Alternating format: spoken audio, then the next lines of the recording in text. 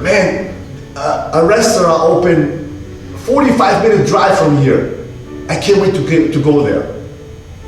Really? You're gonna drive 45 minutes to eat in a restaurant that you heard has great food. Well, what does a great food consist? Of smothered creamy sauces and whatnot, and you're gonna spend $100 in that great restaurant, and you drove 45 minutes and 45 minutes back, and you spent an hour and a half there, so you spend about 3 hours on one meal. 3 hours. People are willing to do that. Many people are, that's all they talk about. Hey, did you hear about the new restaurant? Man, that is, oh man, I had great stuff about that. Why don't they talk about Stony Creek? Going for a walk, not even a run, a walk around Stony Creek for 6 miles, which takes about an hour and a half to walk, an hour and 15 minutes. You would hear nobody hearing that, right? Man, I discovered a great place where I can walk and meditate and have fresh air. No, but you hear all the time, did you hear about the new restaurant? Oh man, it's great. That's what we are as a society. And then we wonder why our ancestors were so healthy and we are, since we evolved such in sophisticated human beings, why we are so sickly. Well, guys, they didn't have to go specifically to a gym to work out. Their whole life was one freaking workout. Seriously, their whole life was one freaking workout. They would get up at 4 o'clock in the morning to milk the cows, then to clean the stables and go to the field for 10, 11 hours in front of a plow and plow their stuff, right? And then they would come home but they eat carbs and they ate potatoes and bread and everything. Yeah, but they created a 50 million calorie deficit of intake, right, during the week. Then they can eat 50 million calories when they come home after that hard labor. What do? We get up from our bed, our nice cozy warm bed, right? We barely make it to the kitchen to pour our coffee in, right? We sit down, read the paper, right? We're sitting again, right? We're sitting, right? Now we are showered and smell good. Now we go into our car, we drive an hour or hour and a half in the traffic, totally stressed, right? That's the last thing what stresses me out, the traffic. Coming from Germany, guys, I still have not adjusted to the American traffic. Don't move to Mexico. Mexico? Can I drive the way I want to? No, don't move to Mexico. Oh, no Mexico for me. So we sit in our car for an hour and a half, right? Sit again, totally stressed, come to work, sit in our office chair for another 10, 12 hours. Pardon me? Sitting there, right? Then we go in the back in our car, drive again back home in the rush hour traffic, totally stressed, yelling at somebody, guy cut us off, you son of a gun, you blah. Coming home with a smile because our wife wants us to smile. And even though we feel like, right? We sit down, eat a nice dinner that our wife prepared or maybe together, right? And then we go and sit down on the couch and we fall asleep. And how many calories did we expend that day? Maybe 200, 300? I mean, granted, we have our basic metabolism rate to keep us alive, and everybody's different, but it varies usually between 1,500 and 2,000. All right? That is the calorie that goes away no matter if you would be sleeping the whole day, laying in bed. The basal metabolic rate, so between 15 and 2,000, right? But you eat that in one meal nowadays with a standard American diet.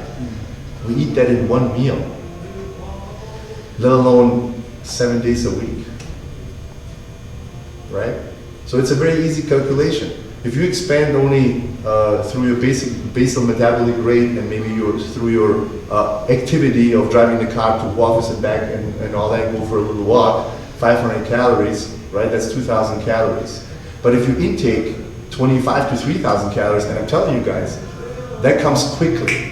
Those 2,000, 2,500 calories with what the standard American diet is comes like nothing, right? So you have 2,500 calories, that's 500 surplus calories that you're getting on, right? 500 a day, that's 3,500 a week. That's about the equivalent of 1 pound of fat. Do that 52 weeks of the year. How the heck did I gain 50 pounds? I barely eat. Really? No, you don't barely eat, because you wouldn't be 50 pounds heavier if you would just inhale air and drink water. You wouldn't. So there must have been something in your diet that made you gain 50 pounds. And that is those 500 calories a day surplus that you don't even think about. Some chips here, a hamburger there, a sweet here. I know it from my wife, she works in the office, I know how you guys feel, stress. Many people have their sweet drawer in their work.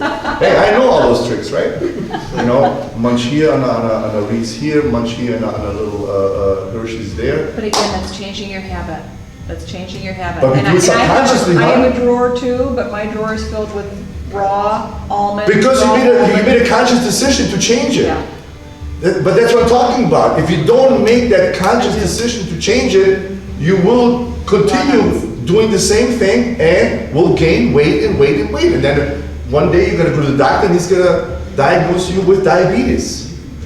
So what's your position then on nutrition? I mean, what is... Let's talk about nutrition a little bit. Ask me. So... What's your position? Yeah. You should eat. I mean, what do you... Yeah, I mean, what should we be eating? I'll tell you exactly What's what you perfect should eat. nutrition in your mind? Well, actually there is no perfect nutrition. I mean, I don't think there's anything perfect out there, but this is what you should eat. Eat what works for you. Now, tacos don't, when I say works for you, it doesn't mean that works for you. Yeah. Oh, tacos were great for me, right? That's why I'm 250 pounds, right? No. What I'm saying is what works for you, what you can sustain. So, usually the American standard diet consists of, I would say, 70% carbohydrates, 20%, 10% protein, and 20% fat, all right? Carbohydrates, if you don't use them, and I'm gonna go really quick and very simple for you guys, very easy to understand. Carbohydrates, if you don't use them, convert into fat. The reason why is you are abusing the hormone insulin that is required to disperse the carbohydrates into the muscle cells. When the muscle cells are not activated, there is no reason for the insulin to put carbohydrates into the muscles. There's another place in the body that says, come to me, I'll take you, which are the fat cells, right? Very simple. Carbohydrates, if you don't use it for energy, it's gonna go into fat, right? That's bottom line. So, I don't want you to walk out here and say, okay, you said no carbohydrates anymore. That's baloney. I'm a big opponent of that, all right? Eat your carbs, but stay away from bread. Stay away from pasta. Be careful with potatoes. Stay away from corn. What is that? Well, wait, Christoph, what is left? Change your body. Cleanse your body first. Cleanse your body first with staying away from those food items that I just said, right? Pasta, bread, all that dough, all that white flour. Cleanse your body from that, and then come back and have a little bit of a bread, have a little bit of a pasta, have some potatoes, have half a corn, not smothered with butter, but actually taste the corn and not the butter, right? So cleanse yourself first, get yourself on track, and then come back to that. I'm a big advocate and proponent that we have, again, such a great machine that our body can sustain everything and can deal with everything. But what happens is we abuse it. So what I'm saying is, once you have cleansed yourself, once you are to 80%, and that's all I'm asking you, 80%, not 100%, there is no perfection out there. I'm not perfect, he's not perfect, she's not perfect, nobody's perfect. Whether about nutrition or working out or life or family, nothing. Nobody's perfect in anything, right? But if you just 80% of nutrition, so cut those 20% out. Cleanse your body first.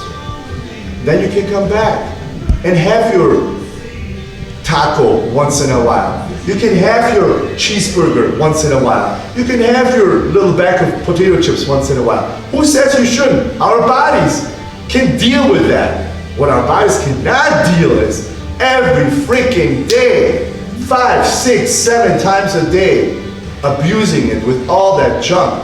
The body cannot handle it. How do you feel about red meat? Pardon? Red meat. About red meat. Red meat.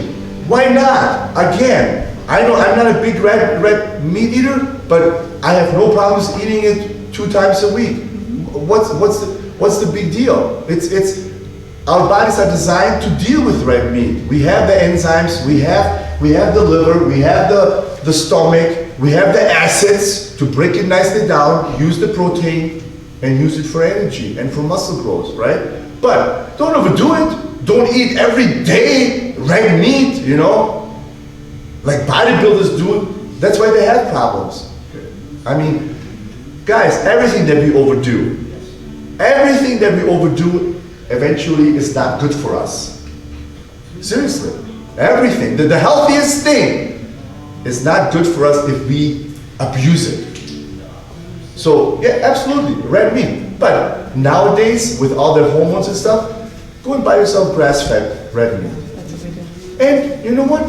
If you don't eat it every day, then it's not even that expensive, right? Because people will say, my gosh, it's so expensive, I cannot afford it. Well, if you eat it every day, yeah, your wallet is gonna get empty with grass because it's more expensive. But if you eat it once or twice a week, you can have it. You know, it's my husband and I eat quite healthy, I would say, compared to your typical American diet. Yeah. And about 4 months ago, we made the decision to move away from the pasta, the Yeah. potatoes, and the bread. Yeah. For me, it had almost an immediate impact. Yeah. I lost 15 pounds like that. I mean, literally, like I'm not that, it surprised. melted off. Beautiful. But I also feel differently. I feel much better, Energetic. much more. Not so foggy. More clear-minded. Fog was a big one. Fog was a big one. So I feel much better. But it's when we grocery shop, we try to, you know, buy organic as much as possible. Yes. It's so interesting to go grocery shopping at Trader Joe's or Whole Foods, and Whole Foods is ridiculously expensive. Right.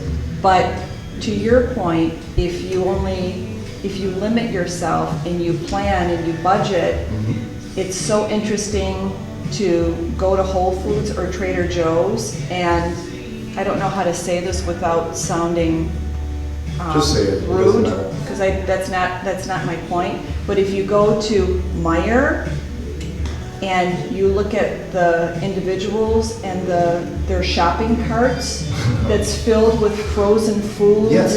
and Boxes just of and cereal. junk and boxes of cereal and just the junk that they buy versus going to Whole Foods or Trader Joe's where it's organic and fresh, and it's night and day. It is night and day. But that's what the food industry has done to us. Okay? Let's talk a little bit about money, right? Because by the end it comes always down to money. That's what they have done to us. Convenience. It's It's convenience. they have But it's created, also habit. of course, they have created foods that are so cheap for them to produce and they taste so good. Yeah. Specifically, they have made them so palatable, and that does mess up with our brain, okay? There is the serotonin hormone and the dopamine hormone, which are the rewards hormone. And I'm telling you, those guys have engineered, and they are food engineers, just like you are automotive engineers, they are food engineers. They have engineered that specifically for those people that you see. They go there with those boxes and carts full of junk, and that's their purpose. And the pop and the diet pop. That's you know, their four purpose. things of diet That is pop. their purpose. By the end, it's all about the money.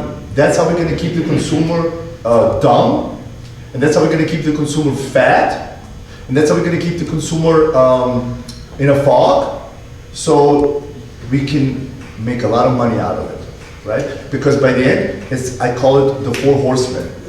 Politicians, the medical industry, the food industry, and The lawyers. pardon me? The lawyers? There's a lot of horsemen out there. That I back and have. forth. Scott, you remember the four horsemen? The politicians, the medical industry, the food industry, and the pharmaceutical industry. Those are the four horsemen. They all work together. You take it out of my pocket, I'll give it to your pocket. You take it from your pocket, I'll give it to your pocket, and back and forth and back. That's how they get richer and richer and richer. Through us, who are so ignorant to believe their scam and their schemes, telling us what to eat, how to eat, when to eat, where to eat, with who to eat, everything. Break away from that.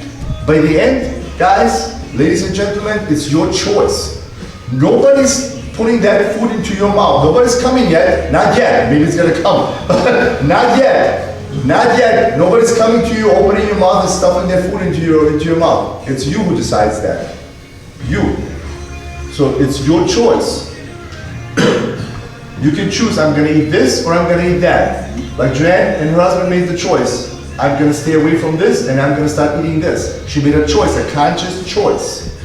You know, there's mindless behavior and mindful behavior. And mindless behavior is what 80% of the people out there, or 70% of the people out there are doing. And those are in combination the obese and the overweight. That's mindless behavior. They just go in a grocery store and then this tastes good, this looks good, this I heard on media is good, and this is cheap, and this I'm gonna buy. And then you have the mindful people who go specifically and, no, I'm not gonna buy this, I'm gonna eat this, I researched about this, and this is good for me, and this is what I'm gonna eat. So there's mindless behavior and mindful behavior. Where you do your work as an engineer, when your boss or you are the boss has something in front of it, are you gonna just mindlessly fill out and start drawing and start looking at this paper, or are you gonna focus on it to know what you actually are doing? Well, I can guarantee you, if you do it mindlessly, you can be fired within a month or two. Adios, right?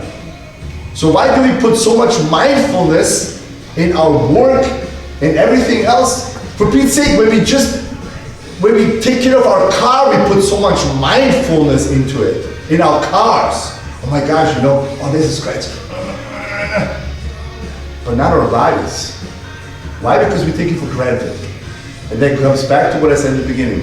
As long as I can get up in the morning, as long as I can have my coffee, drink, go to work, do my work and come back, I'm good. Well, you know what? You might be good for 10, 20, 30, 40 years. Eventually it's gonna catch up on you. Eventually you're gonna pay the price for it. Everybody, when I say you, I don't mean you, I mean in general. Everybody will pay its price for what he has done and abused his body. Anybody. Some people with illnesses, some people with more illnesses, and some people with death. Everybody. Nobody's any different. Nobody's any different. It might hit you with 50. How many times have we heard, what? He or she just dropped dead? She's only 45 years old. Oh my gosh, how did that happen? I just saw it yesterday. It happens over and over again, right? Bang, drop dead. And ask, well, if you research her lifestyle or his lifestyle, didn't take care of it. Didn't take care of him or herself. Did not. Yes, granted, there are some athletes who are also drop dead, but you know what? Those are 1 in 1,000. I mean, because people say, oh, but there are also healthy people who die. Yes, they do die, but they die differently. They die, first of all, when they're ready to die, and they have a much healthier lifestyle while they're living. Yeah, we all die, but how do you die? And how fast do you die? Right? How early do you die? So we touched on a little bit about time, and I explained to you that that's no excuse. We all have time, right? It all takes a little bit of privatization.